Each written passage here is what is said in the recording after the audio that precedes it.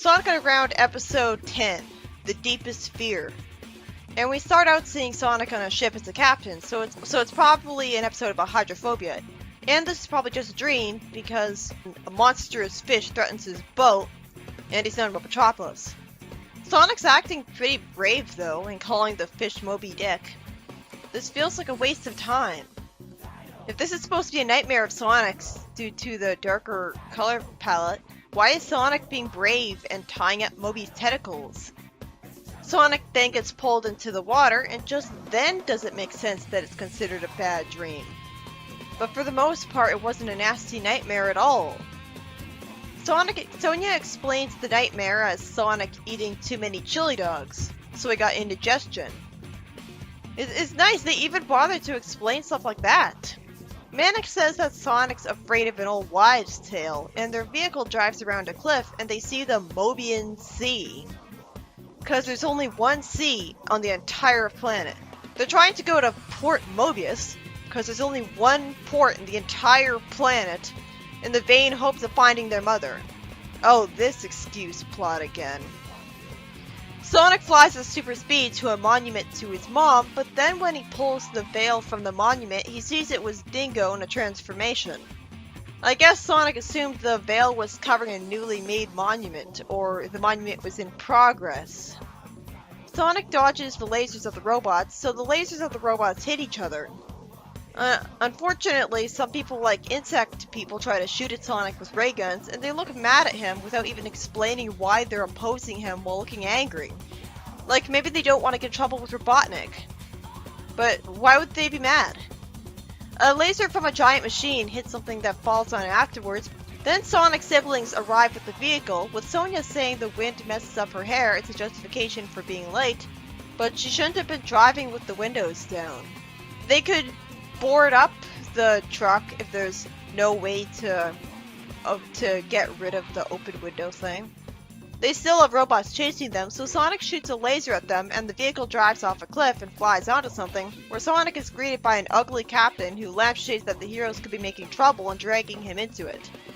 But then he says he's the local resistance to Robotnik. So I ask if they're dragging him into trouble as if he's opposed to it. He says that everyone in Port Mobius went to Robotnik's side because they think Robotnik is the only one who can protect them from Moby Deep, and he wants to use the hedgehogs to help him catch Moby so he can show people that they don't need Robotnik's protection. The bounty hunters tell people to search the docks for the heroes, with Sleep being mad at Dingo for ordering the people around instead of Sleep doing it himself. They go into an airship or something, and the captain repeats what he just said about capturing Moby for padding. Sonia says that Robotnik could be the one sinking ships to trick people to thinking it was Moby, which I kind of wondered about. Sonic is impatient and wants to get out of here, since water, and Manic says he can bounce sound waves from his drum off the water, but the echo makes them topple over. They can't test it because there's nothing in the tank. Sonia doesn't want to get her hair wet jumping in the tank, so the captain jumps in it, and there's comedy as he's fat enough that he splashes all the water out of the tank, and he actually says, "I hate when that happens," which was amazing. Sonic says that someone has to keep an eye on Sleek to make an excuse to leave. I thought his siblings already knew that Sonic was hydrophobic from the episode where he was asked to go over platforms on the water and he avoided them with a tower instead. The narration of the sailor is being heavy-handed with the narration about Sonic's fear. I get it! It's an episode about Sonic's fear! Dingo is briefly transformed into an ocean boy to float along it, and he relatably complains about the humiliating transformation. But why doesn't he quit? That should be something that's inevitable for Sleet, with the way he treats his employees. Sonic sees some submarines as he sneaks around at night, and Dingo says to Sleet that the Queen just left the harbor for some reason, so he's turned back to normal even though he can't swim. Sleet says that he's always suspected Captain Screech was a rebel, wouldn't he know that already from him being a rebel for a while? And he calls their submarine Moby Deep. Sonic plans to warn Manic and spin dashes through a metal door effortlessly. That must be pretty weak metal then, to give the show the benefit of the doubt, because otherwise I would be wondering how he doesn't spin dash through every metal wall ever. And he gets into his ship on the sea briefly. He decides to signal Manic because he doesn't like even canoeing. I wish it was explained that he almost drowned once. Sonic wants to use something to signal with, so he gets an umbrella out of nowhere after running around. Sonia lowers the microphone, and Manic sees a short-circuiting lighthouse as far as he's concerned. The heroes aren't turning back, so Sonic talks to his siblings through a megaphone that he also shouldn't have, saying their names, which should obviously only tell the bad guys to come straight to him. Somehow, the captain just says a fog is rolling and doesn't get it, and the siblings keep leaving somehow. Sonic goes to his ship and tries to heroically overcome his fear of the sea. He moves the ship to easily fling the robots away, but then ends up water skiing when he's knocked off the boat and gets chased by water boats that have lasers shooting robots on them. The boats crash and blow up, because boats can blow up, apparently. And Sonic is sent flying to the sea, and he promptly sinks, barely being able to swim. He sinks from a whirlpool out of nowhere, and suddenly Moby Deep, the actual whale, shows up, just for the sake of having something to save him. And he sends a geyser out of himself to send Sonic back into the water after commenting on how it's hard to be considered a monster. Does he want to help him or drown him? And then he apologizes. Huh? I thought the show was being mature and subversive with the trope by having Moby Dick not exist and just be a lie. The whale is scared of subs because they can hurt him. Makes sense, and he gives Sonic a ride. Sonic does justify his fear because he can't swim, but he could always learn, not that I want him to give up a flaw of his. Manic drums to send echolocation waves into the sea to find the sub, and I guess his headphones have a purpose of telling him where the waves are going to. How does he get those headphones though? Did he steal it from Robotnik? Why would Robotnik make those? And Sonic rides the whale back to his siblings. Sonic tries way too hard to sound cool, saying the whale doesn't sink stuff, and it turns out they're taking water down below, so the captain actually has a magical ability here. He sucks up the water and inflates. Then Sonic runs around and magically summons something to block the water spill with boards that come out of nowhere. Okay, Medallion did it, whatever. He was just moving around right in front of the window and then wood showed up.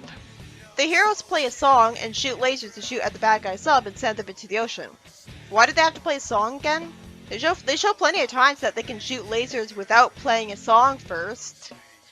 Dingo's turned into a fish so he can swim around on top of him, and the whale tries to eat them both. The heroes summarize how they saved the day, but they don't have any proof that they got rid of the Moby Deep, so their victory is meaningless. No one will ever believe them. And I had to rewind the ending over and over again, and I still couldn't hear exactly why the heroes were figuring out that the Queen did something for him, whatever that was, because Manic's voice is so weird that I couldn't understand what he was saying. Huh? I thought he sent for us. Like, didn't he? And why was her name there exactly? Why did their mother even go to Port Mobius? Does she try to travel to find potential freedom fighters? No one would agree to it. They clearly didn't think up why she would ever be going to these places, and just had it as an excuse to make the heroes travel somewhere. I like that they had an episode not taking place in Robotropolis. That's always a good thing. Having a break from that repetitive and hopelessly bleak setting. This time, the heroes travel to Port Mobius in a vain attempt to find their mother, and they end up destroying a submarine that was destroying boats to scare people to joining Robotnik's side for protection against a whale monster, who disappointingly turned out to be real just for a Deus Ex Machina to save Sonic. At least it was a good whale and a twist, but its behavior was confusing because he threw Sonic into the water and then helped him. Sonic having to deal with his fear of water and making excuses not to deal with it while forcing a smile about it made him sympathetic and relatable, and more heroic since he has to struggle through a flaw. Meanwhile, Adventures of Sonic can swim and run around in the water and likes water just fine, because it shows how much of a creator's pet he is. And Sonia and Manic just look stupid by not knowing that Sonic was calling out their names in a megaphone.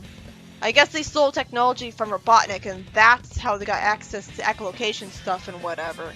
Instead of them coming to the one Port Mobius ever to find their mother, couldn't they have just come here because they knew Robotnik's plan? They overheard him or his lackeys talking about it and found computer information on it? Even if they do find their mother, then what? That won't take down Robotnik. And that's the whole major goal of the show other than finding her. The show needs a lot more villains than just Robotnik and the bounty hunters, because as it stands, a few villains shouldn't be that hard to kill or imprison. But a whole rogues gallery would make the show have a stronger foundation for going on so long. And people being roboticized is the other half of a strong foundation for Sonic continuity, because it could take a while to find a cure to that, or a cure to brainwashing.